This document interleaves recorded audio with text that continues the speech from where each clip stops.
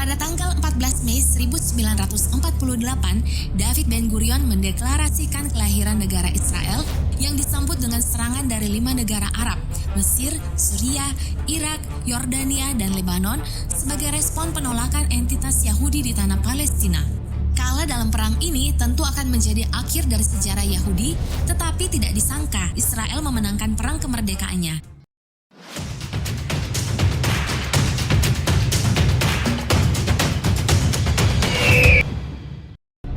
Pada tahun 66-70 Masehi, kaum Selot melakukan pemberontakan terhadap pemerintahan Romawi. Akibat dari pemberontakan ini, Bait Suci dihancurkan oleh Jenderal Titus.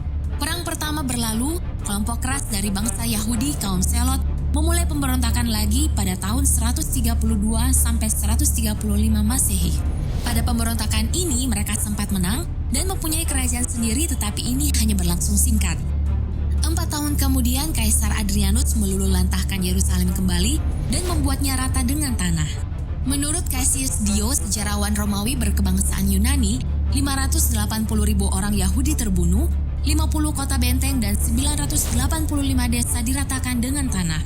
Kaisar Adrianus berusaha membasmi orang Yahudi dan membuang bangsa Yahudi dari tanah air mereka. Romawi kemudian mengubah nama Yudea dan menggantikan dengan nama Palestina. Nama ini didasarkan pada musuh Israel dari kitab suci mereka, yaitu Filistin. Bangsa Yahudi sendiri tersebar di sebagian besar daratan Eropa sampai Perang Dunia Kedua. Dan suku bangsa yang diam di sana bukan lagi bangsa Filistin yang ada dalam Alkitab, tapi sebagian besar adalah bangsa Arab. Setelah Romawi Timur takluk kepada kerajaan Islam Turki, secara otomatis tanah Palestina berada dalam kekuasaan Turki sampai Perang Dunia Pertama. Pasca Perang Dunia Pertama, Turki kalah dalam perang sehingga otoritas tanah Palestina berada dalam kekuasaan Britania Raya sebagai pemenang perang. Lalu bagaimana orang Yahudi bisa berada di tanah Palestina ini? Akibat peristiwa Holocaust dan penganiayaan yang mereka alami, membuat orang-orang Yahudi mewujudkan impian mereka untuk mempunyai tanah air sendiri. Mereka tahu bahwa ribuan tahun yang lalu, mereka mempunyai tanah air yang diberikan oleh Tuhan Allah mereka melalui Nabi Musa. Tetapi masalahnya wilayah itu didiami oleh bangsa Palestina dan berada dalam otoritas Britania Raya. Pada abad ke-19, banyak orang Yahudi mulai kembali ke tanah Palestina hingga menuai penolakan dari Arab Palestina. Pada tahun 1947, PBB memutuskan untuk membagi wilayah Palestina menjadi negara Yahudi dan Palestina Arab, tetapi keputusan ini ditolak oleh Palestina. Palestina memprotes pembagian tanah air mereka, tetapi orang Yahudi bersikeras mendirikan negara mereka di sana. Pada tanggal 14 Mei 1948, David Ben-Gurion mendeklarasikan kelahiran negara Israel yang disambut dengan serangan dari 5 negara Arab, Mesir, Suriah, Irak, Yordania, dan Lebanon sebagai respon penolakan entitas Yahudi di tanah Palestina. Kalah dalam perang ini tentu akan menjadi akhir dari sejarah Yahudi, tetapi tidak disangka Israel memenangkan perang kemerdekaannya.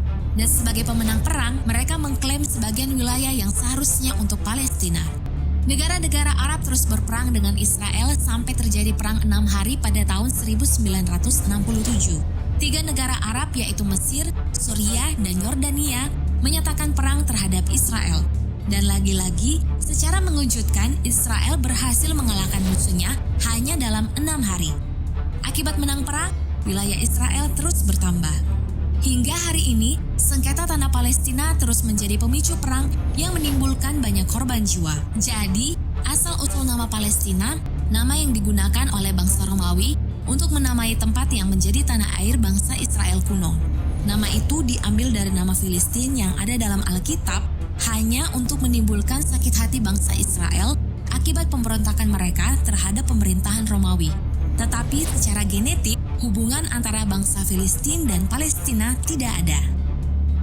Jadi, apa yang harus kita pelajari dari sejarah singkat kedua bangsa yang hingga hari ini terus bersengketa? Mau tidak mau, suka tidak suka, Israel dan Palestina harus belajar untuk hidup bersama.